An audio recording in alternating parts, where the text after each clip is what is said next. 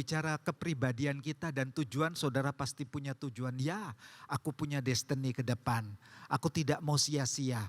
Waktuku, waktu yang berarti. Pernahkah berpikir mengenai tujuan perkawinan? Tujuan perkawinanku ini apa ya? 5 tahun sudah kulalui, 10 tahun, 15 tahun, 20 tahun, 25 tahun. Aku kilas balik ke belakang, sebenarnya tujuan perkawinanku ini apa ya? Ya beranak cucu Pak. Ya semua seperti itu bukan? Beranak cucu, spesies-spesies yang lain juga beranak pinak saudara. Tapi apakah aku punya tujuan ilahi? Nah biar firman ini menjadi jawaban untuk saudara. Bagi saudara yang belum menikah bisa untuk persiapan standar begitu. Kita akan melihat sejenak bagaimana perkawinan Kristen. Berangkat untuk kita punya destiny dan visi. Kepribadian meluas kepada komunitas. Ya. Dan pesan saya sementara saudara dengar firman, jaga hati. Sampai akhirnya saudara bisa menjaga hati dari pasanganmu. Karena dari sana terpancar kehidupan. Jaga hati perkawinanmu supaya terpancar kehidupan. Introduksinya di sini saudara, perkawinan Kristen itu ikatan perjanjian ilahi sepanjang kehidupan. Ikatan perjanjian ilahi yang sakral sepanjang kehidupan. Taruh hati di sini sebab ini membuka pintu berkat. Supaya pernikahan dan perjanjian berkat kasih karunia Allah memelihara sampai kepada anak-anak dan pendidikan anak ke depan. Taruh di hati kita bahwa hatiku menjadi milikmu sayang, hatimu menjadi milikku. Itu standar-standar pernikahan saudara, mesti kuat di sini. Ya, tidak ada sampingan di sana. Spesial diriku tercipta untukmu, itu bahasa puitisnya di sana saudara. Kalau bicara perkawinan kita mesti siap berpikir yang luas, bukan sekedar berputar rutin, tapi kelak ada unit keluarga. Kelak ada pendidikan anak-anak menjadi tanggung jawab kita. Kelak ada karier yang terus diukir ke depan begitu ya untuk menjawab kebutuhan-kebutuhan. Juga ada ekonomi keluarga yang harus dipertanggungjawabkan. Berpikir itu. Berpikir perkawinan Kristen perlu komitmen untuk tetap menjaga kesehatan. Karena hidupku menjadi milikmu. Jadi kalau kita sehat, kita pun jaga pasangan kita sehat. Kita sembrono, kita pun sembrono buat anak-anak kita. Jaga eksistensi sampai kehidupan seksual. Pastikan kehidupan seksual kita juga sehat di rumah tangga. Jaga kehidupan seks secara pribadi, lepas dari segala pergumulannya ada dalam hidup kita, dijaga. Demi keturunan ilahi ke depan. Wah, kalau gitu nggak kepikir ya Pak yang begini, karena itu sebenarnya ini keindahan perjalanan kehidupan dan menunya banyak saudara bicara perkawinan kekristenan. Dikemas dalam hal yang praktis, slide per slide sudah menjadi jawaban di sini. Ada definisi perkawinan, tujuan prinsip perkawinan, motivasinya, kasih di dalam kehidupan perkawinan bagaimana aku mengenal suami, istriku. Ada seni-seni karakteristik unik di dalamnya, tetapi ya kami berbeda namun harmonis. Nah itu seni itu saudara. Lalu ada kedewasaan dalam perkawinan supaya tidak stuck, supaya tidak kelelahan. Aduh capek ya, perkawinan ini kok gini-gini terus ya. Aduh bosan aku, bosan begitu saudara. Ya, sinetronnya kan itu-itu aja saudara. Ya, mari kita rubah mindset pagi ini. Mari kita melangkah yang pertama. Definisi perkawinan, arti perkawinan itu keintiman seorang pria dan seorang wanita. Seorang pria dan seorang wanita ini jelas. Ini kategori betul-betul standar Alkitab, diciptakannya dia laki-laki dan perempuan, seorang-seorang. Di situ tidak dikatakan keintiman dua orang pria dengan seorang wanita, tidak ada. Atau seorang pria dengan 3 orang wanita, juga enggak ada saudara. Ya, dalam ikatan janji nikah dan terus tumbuh dalam kedewasaan serupa Kristus. Karena ini perkawinan Kristen, senternya itu jelas Kristus. Kristus center begitu ya. Tujuan perkawinan kita kan punya tujuan, punya visi pribadi, tapi perkawinan juga punya tujuan. Hubungan suami istri yang mencerminkan hubungan Kristus dan jemaatnya. Kepala dan tubuh. Ini cermin. Jadi suami istri perkawinan Kristen itu mencerminkan hubungan Yesus Kristus kepala gereja, jemaat ini yang menjadi tubuhnya. Efesus pasal 5 ayat 23 sampai 33. Suami menjadi kepala istri, istri menjadi tubuh atas keluarga. Itu prinsip sudah. Kasih karunia Allah ada di sini. Istri-istri yang wanita-wanita bijak begitu ya. Jangan ambil posisi sebagai kepala kalau Tuhan tidak beri itu. Ya, sayang bukan, itu menghambat berkat Tuhan. Tapi sebaliknya suami-suami yang menjadi kepala atas istri, kepala atas tubuh, sebagaimana Yesus kepala jemaat, suami-suami yang berhikmat bertanggung jawablah untuk ekonomi keluargamu, untuk pendidikan anak-anakmu, untuk prospek ke depan. Dirimu mesti punya visi ini. Kalau melepas tanggung jawab fungsi sebagai kepala atas istri, itu juga menyangkali berkat Tuhan, tidak turun atas rumah tangga. Jadi akhirnya sekian tahun menikah bisa seret terus, bisa bocor ember terus. Ekonomiku kok bocor terus, ada apa? Nah, evaluasi, periksa hatinya di sana. Adakah saya berfungsi sebagai kepala atas istriku dan anak-anakku? Aku punya tujuan, aku punya prospek. Ya, wanita bijak dijadikan penolong yang sepadan menjadi mitra kerja. Saudara bisa berprestasi, berfungsi silakan, tapi tidak boleh mengambil jabatan kepala untuk suami. Sebab tidak ada ayatnya. Jangan mengambil jabatan yang tidak diberikan oleh kasih karunia Tuhan. Tidak ada berkat di dalamnya. Percayalah ini, sudah firmannya memang begitu. Jangan pernah ambil posisi jabatan apapun termasuk dalam lembaga pelayanan yang tidak ditetapkan Tuhan.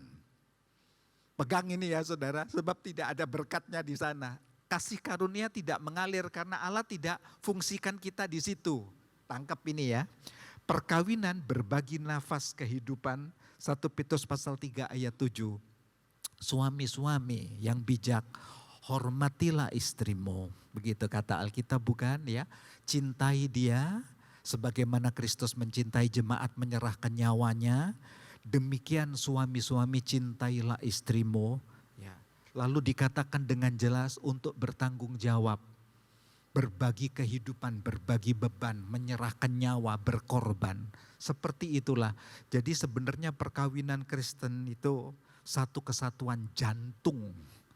Begitu, satu nafas berbagi nafas kehidupan. Klik di sini tenang. Melalui masa-masa sulit pasti ada solusi dari sorga buat saudara. Apapun jenisnya tantangan, sebab lembaga ini lembaga kesayangan yang diciptakan Allah pertama kali mendapat kehormatan. Setelah segala ciptaan, segala sesuatunya indah, lembaga ini yang mendapat kehormatan yang diciptakan Tuhan, lembaga keluarga. Jadi Allah sangat komit dengan lembaga ini, cintai lembaga ini ya saudara. Nah, motivasi spirit yang mendorong kita, motivasi apa? Ya, membangun keluarga Allah yang harmonis. Aku mau membangun keluarga representative of Christ Kingdom, bisa memancarkan. Ya, jaga hatimu, jaga hati perkawinanmu, sebab dari sana akan berpancar terang kehidupan Kristus. Hidup dalam perjanjian kasih karunia. Itu keindahan saudara. Ada perjanjian berkat kasih karunia Allah yang tidak pernah berhenti atas perkawinan kita.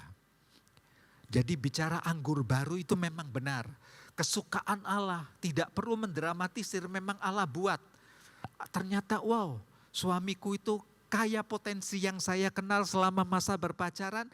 Ini semakin indah menikah. Begitu makin dalam umur pernikahan kami, loh kok makin unik ya. Banyak hal-hal yang potensi Allah masih tersimpan. Di istri juga begitu. Makin tereksplor hal-hal yang terbaik di hidup kita. Sampai kita menyadari, wow ya memang ini perkawinan ini dalam kasih karunia Tuhan. Kekayaan kasih karunia Allah. Jadi tidak membosankan. Tidak melelahkan, aduh capek deh, capek. Oh, kalau boleh berhenti sesingkat-singkatnya Tuhan, begitu enggak saudara ya. Lalu melahirkan keturunan ilahi, sampai kita dibuatnya kagum. Setiap anak itu khas, tidak perlu pembandingan. Ini ada pendidikan, psikologi pendidikan, perkembangan tumbuh kembang anaknya sendiri. Tiap poin ini ada tema yang bisa dirinci lebih dalam lagi begitu ya saudara. Ini perkenalan mangkok besarnya begitu, sub-sub tema besarnya. Oh, tiap anak itu unik, punya potensi karakteristik ilahi tersendiri, punya destiny sendiri. Sekalipun anak kembar dari rahim, dari sperma ayah, dan dari sel telur ibu yang sama, tetap Allah mendesain sekalipun kembar siam sekalipun, Allah desain unik per pribadi, tidak ada duplikat. Itu kekayaannya, kekayaan inspirasi ilahi, kekayaan kreasinya Allah itu. Gak bisa diganggu yang ini. Dokter terkagum-kagum, bagaimana mungkin ya, sperma yang sama, sel telur yang sama, rahim yang sama, lahir kembar loh kok beda. Bisa punya destiny masing-masing. Ada sisi-sisi kemiripan, ada sisi genetik, karena dari rahim yang sama, sperma yang sama, sel telur yang sama begitu ya. Hukum Mendel, ada sisi genetik bawaan namun tetap spesial dan unik setiap pribadi. Itu keindahan Tuhan, kejadianku dahsyat dan ajaib. Jadi kita melahirkan keturunan ilahi. Kalau saudara setting ini untuk jemaat ketemu saudara, membangun keluarga Allah. Ya, ada kasih karunia atasnya, kita dapat menjadi batu-batu hidup, ya toh? Keluarga per keluarga jadi KM. KM punya KM satu kali waktu bikin. Di sektor KM kreatif kumpul bareng, masing-masing KM pasti punya potensi. Tangkep ini ya saudara ya. Masing-masing KM pasti punya potensi yang khas. Ini praise and worship-nya, penyembahannya dahsyat dan doa-doa syafaatnya. Yang ini seni pengajaran. KM ini suka sekali menggali firman, pengajaran-pengajaran, bedah Alkitab. Yes, asik sekali. Yang ini explore banyak hal. Sisi pelayanan bisa diakonia kemasyarakatan, sisi kemanusiaan hidup. Bisa digandeng bukan? Kekasan ini biarkan untuk menghiasi tubuh Kristus. Itu keren itu saudara. Nanti dilahirkan generasi juga dari sini. Dari KM yang sama. Ya mulai itu merekrut fasil. Iya yang ini kok senang pengajaran. Sudah ketemu nanti. Jadi melahirkan generasi itu cakep sekali kalau di KM. Dibawa ke gereja kebaktian umum gini kita bisa kagum. Wow memang khas ya, setiap pelayanan batu-batu kehidupan ini khas. Generasi tumbuh sudah. Ya, jadi tim generasi, pengawalan generasi itu sukses. Jadikan gereja seperti itu saudara. Ini motivasi yang negatif dapat menjadi pembekalan untuk perkawinan. Kalau motivasi sudah chaos, sudah salah, perkawinan nanti sungsang. Contoh, aduh capek deh rumah tangga ayah ibuku chaos, kacau terus. Aduh banyak UFO, piring terbang, mangkok kualik semua kepiar, mengagetkan. Jantungan di rumah gak betah aku. Lebih cepat lebih baik, kawin lebih cepat lebih baik, siang malam yang dipikiri itu yang negatif saudara, dijauhkan ya, asal tabrak begitu. Pemenuhan nafsu seksual, aduh kapan Tuhan, nih Tuhan nih hasrat Tuhan masa nak ngerti ya toh, masa mau jajan terus nanti kan bahaya, sakit AIDS, waduh ya toh, waduh ya hasrat Tuhan, terus demi hasrat ngimprove ke perkawinan itu juga keliru saudara. Ya memangnya istri kita jadi badan percobaan kah ya tahu untuk pelampiasan seks. Ini ada pelajarannya sendiri juga. Menepis rasa malu, status aduh apa kata dunia, apa kata lingkungan, jomblo kok terus-terusan kadaluarsa. Loh malu saudara, wah cepet iya. Gak perlu, setiap kita khas unik, bukan apa kata dunia kita hidup. Ya, nanti tetap buahnya, memang ada waktu-waktu begitu ujiannya, ada air mata pengorbanannya, tapi nanti tetap bukti buahnya yang manis yang nampak ke permukaan dan bertahan.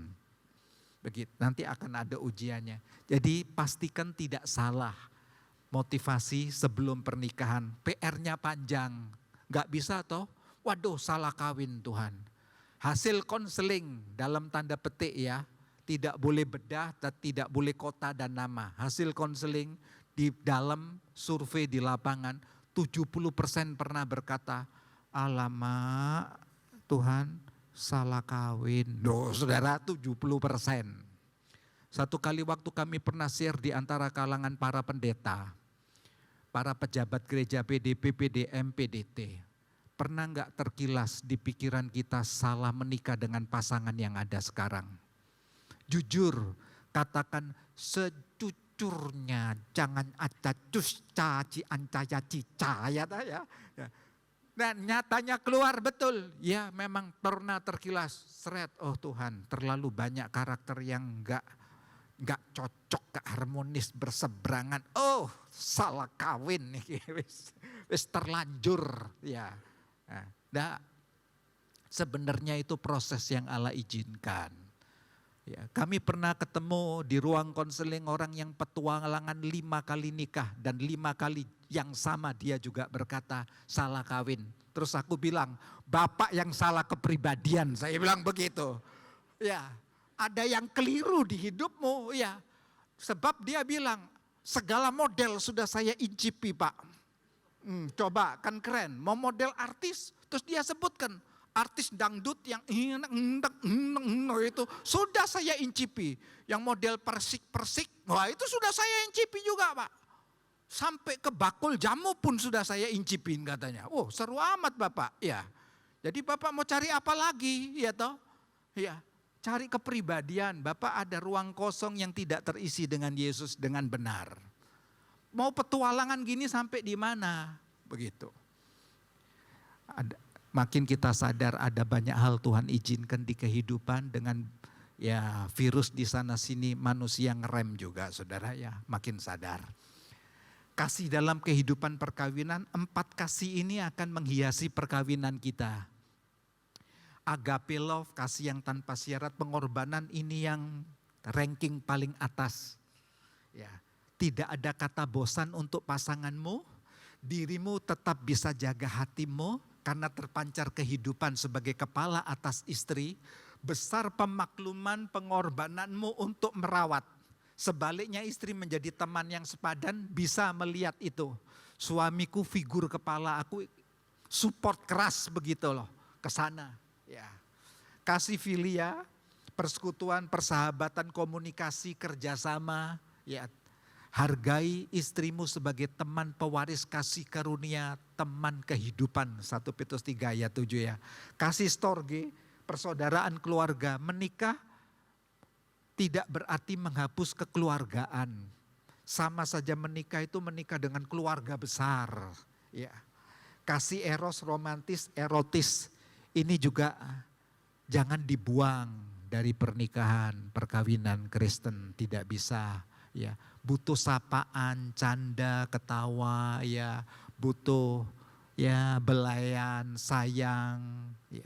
Ada bahasa-bahasa kita yang cocok di organisasi, di lembaga, di dunia bisnis, di manajemen yang tidak bisa diterapkan di bahasa semampainya keluarga, bahasa santainya, santui-santuinya itu saudara, tidak bisa ya. Memang cinta butuh eros, butuh belayan, sayang, ya. Tidak perlu juga lebay, dibuat mendayung-dayung yang tidak pada tempatnya, saudara. Tidak gurih lagi nanti, ya. Istri kita itu juga peka, suami kita juga peka loh. Oh, nanti kalau yang tema seksual ya, saudara, seru. Sayang, aduhai, terus bisiin lembut. Makasih ya, kamu sudah membahagiakan aku. Ya. Tidak lama dia bilang apa? Aduh ini malam yang sungguh mengembirakan sayang. Terima kasih untuk mesin cucinya yang katanya. Loh, endingnya itu mesin cucinya itu saudara endingnya. Jadi seks untuk mesin cuci. Ada itu, ada. Oh masih banyak jurusnya. Seks untuk deposito yang bertambah.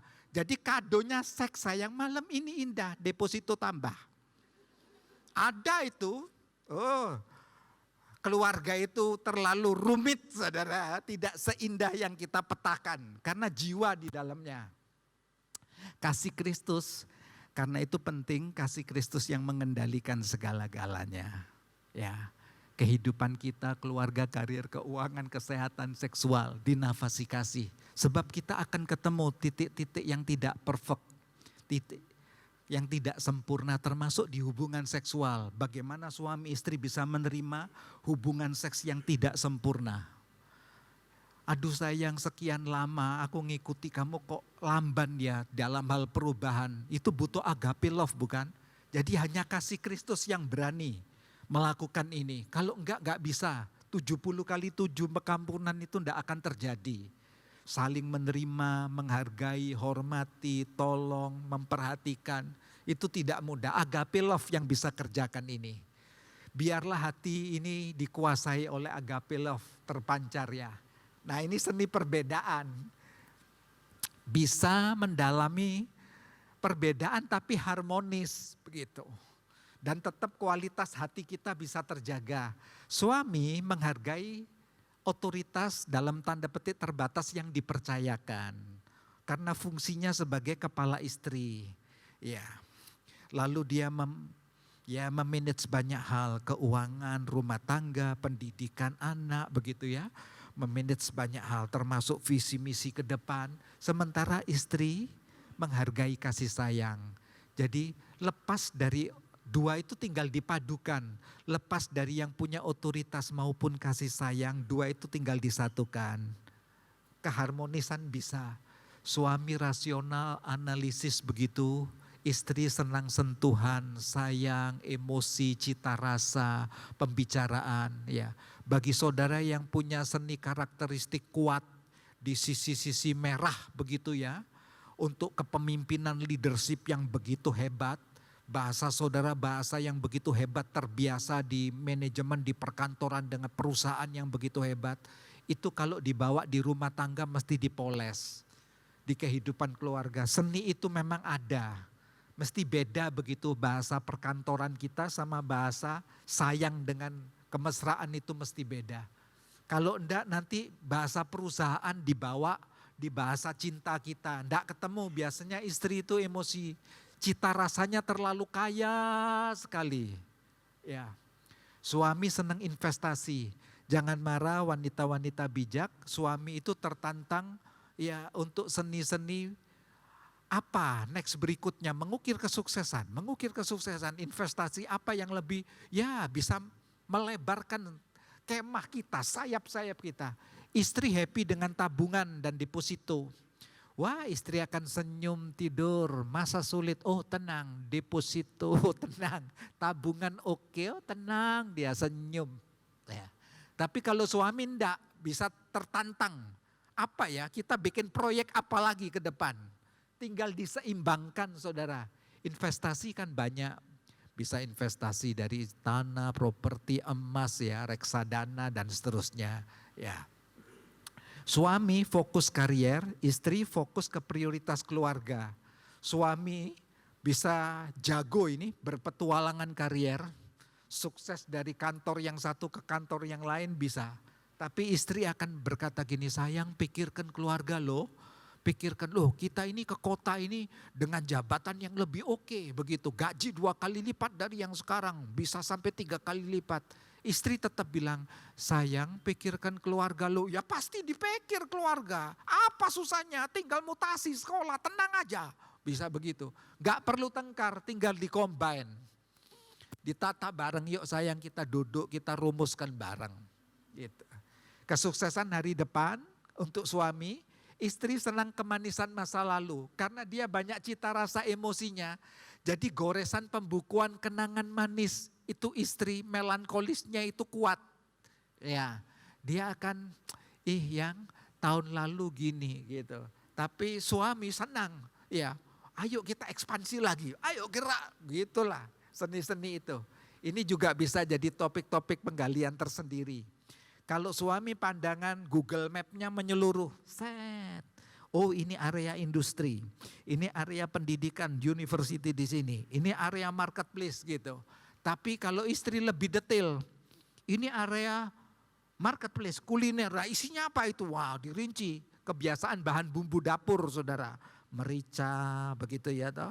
Ya, asamnya berapa, kebiasaan bumbu dapur. Ya. Itu seni-seni yang bisa mewarnai di perbedaan. Penting untuk tetap berjalan dalam tujuan ilahi, keserupaan Kristus, kedewasaan. Kalau tidak nanti melelahkan. Jadi perkawinan itu bisa bergairah sampai keserupaan Kristus. Kematangan kepribadian, anak-anak tetap eksplor banyak potensi-potensi yang terbaik semakin dewasa. Kita dibuat kagum. Wah, memang ada tulisan Allah di hidupmu. Wah, kita bisa dibuat-buat kagum begitu. Ya, ada karya Tuhan di setiap anak-anak kita, sayang. Ya. Sampai terpeliharanya akuntabilitas yang baik sepanjang umur kehidupan. Akuntabilitas itu pertanggungan jawab, rasa tanggung jawab, rasa bisa dipercaya. Dalam pekerjaan bisa dipercaya, keuangan, kesehatan bisa dipercaya, seksual. Itu kedewasaan, saudara. Nah, kalau itu dirincikan dalam kedewasaan untuk gereja Tuhan, suami istri keluarga itu kan unit kecil. Jadi perkawinan yang dibangun di atas batu karang teguh. Kalau saudara ganti gereja ketemu. Saudara ganti komsel ketemu. Komsel yang dibangun di atas batu karang teguh. Perkawinan yang berproses menuju kedewasaan keserupaan Kristus. Ini rahasia, ini besar kata Rasul Paulus, seperti hubungan Kristus dan gerejanya. Itu kehebatan perkawinan, saudara. Perkawinan yang sejalan dengan teladan pengorbanan Yesus, perkawinan yang menghadirkan kerajaan Allah, perkawinan yang membawa pesan damai sejahtera. Jadi duta Kristus itu bisa pribadi tapi bisa unit keluarga. Memang memancarkan cahaya kemuliaan Allah. Wah. Nah, keluarga Allah ini kita temukan unit dari keluarga-keluarga lalu menjadi jemaat yang hidup, batu-batu hidup. Yang makin senior makin berumur-umur bisa menjadi pilar-pilarnya, tumbuh generasi-generasinya.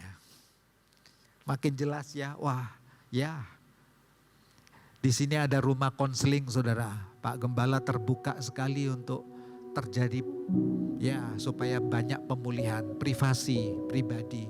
Saudara yang tidak sempat mau konseling online juga boleh, kami layani. Janjian dulu ya.